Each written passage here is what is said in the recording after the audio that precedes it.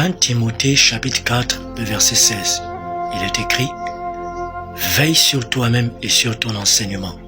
Persévère dans ces choses, car en agissant ainsi, tu te sauveras toi-même et tu sauveras ceux qui t'écoutent. Il existe une version originale de ta personne. La version actuelle de ta personne n'est pas originale. Il existe une version originale. Et cette version est une version améliorée. Cette version de ta personne se trouve dans la Bible. Tu as besoin de lire la Bible.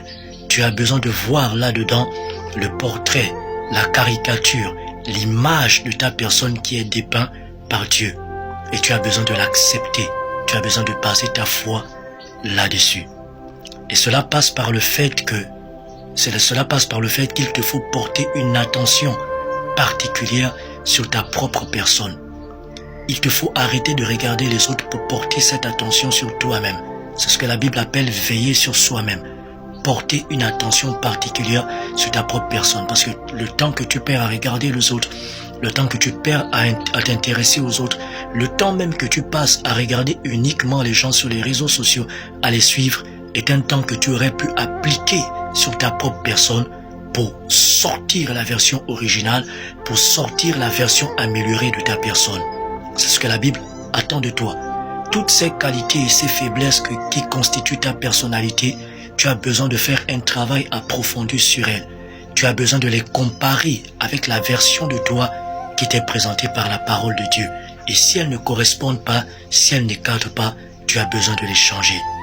Et la deuxième chose importante que ce verset de l'écriture que nous venons à peine de citer nous dit, c'est que après que tu auras réussi à te développer au point de devenir cette personne que Dieu désire, cette personne que Dieu veut, c'est alors que le fait pour toi de parler fera de toi un sauveur des hommes. Tu ouvriras ta bouche pour parler, quelqu'un sera sauvé d'un suicide.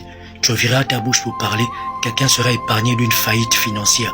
Tu ouvriras ta bouche pour parler, quelqu'un sera épargné d'un divorce en cours.